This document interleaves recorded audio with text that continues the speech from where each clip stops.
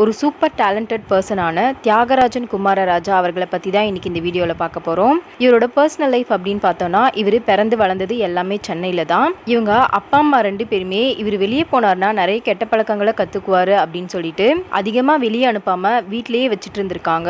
So அந்த டைமில் இவர் பார்த்தீங்கன்னா சுஜாதா, ராஜேஷ்குமார், கோவி மணிசேகரன், சண்டில்யன் இவர்களோட கதைகளை அதிகமாக படிச்சிருக்காரு. ஆனாலுமே இவருக்கு அந்த கதைகளை படிக்கிறத விட தான் ஸ்கூலுக்கு போயிட்டு வர டைமில் பஸ்ஸில் ட்ராவல் பண்ணுறது இவருக்கு ரொம்பவே பிடிச்சிருக்கு. ஸோ இவரோட இயர்லி லைஃப்பில் பார்த்தீங்கன்னா இவர் ஒரு டிரைவர் ஆகணும் அப்படிங்கிறத தான் தன்னோட ஆசையாக வச்சுட்டு இருந்திருக்காரு. ஆனால் இவர் 12th படிக்கிற சமயத்தில் மேத்தமெட்டிக்ஸில் ஃபெயில் ஆகிட்டு இருக்காரு. ஸோ அதை கேட்டப்ப இவர் என்ன சொல்லியிருக்காரு அப்படின்னா, எனக்கு அந்த டீச்சரை பிடிக்கலனா நான் அந்த சப்ஜெக்டை படிக்க மாட்டேன் அப்படிங்கிற மாதிரி சொல்லியிருக்காரு.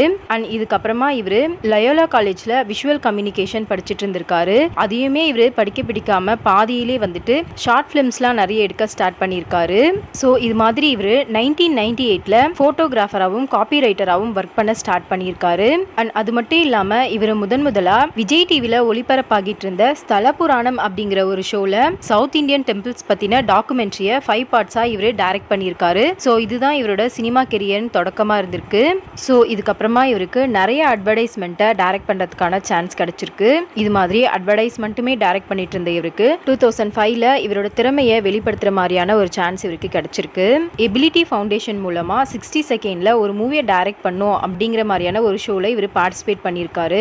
ஸோ அந்த ஷோவில் இவர் பெக்கி அப்படிங்கிற ஒரு ஷார்ட் ஃபிலிமை டைரக்ட் பண்ணியிருக்காரு. இது வந்து பார்த்தீங்கன்னா இங்கிலீஷ் லாங்குவேஜில் தான் வெளிவந்திருக்கு. ஸோ இதுதான் இவர் ஃபஸ்ட்டாக டைரக்ட் பண்ண ஒரு ஷார்ட் ஃபிலிம். அண்ட் இந்த ஷார்ட் ஃபிலிமில் இவர் ஃபஸ்ட்டு ப்ரைஸும் வின் பண்ணியிருக்காரு. அண்ட் இது மாதிரி குட்டி குட்டி ஒர்க் பண்ணிட்டு இருந்த இவருக்கு 2010ல் ஒரு மூவியவே டைரக்ட் பண்ணுறதுக்கான சான்ஸ் கிடைச்சிருக்கு. இந்த மூவி வந்து பார்த்தீங்கன்னா ஒரு கேங்ஸ்டர்ஸ் மூவி. இந்த வீடியோ நீங்கள் முழுசாக பார்க்கணுன்னா கீழே லிங்க் கொடுத்துருக்கேன், கிளிக் பண்ணி பாருங்கள்.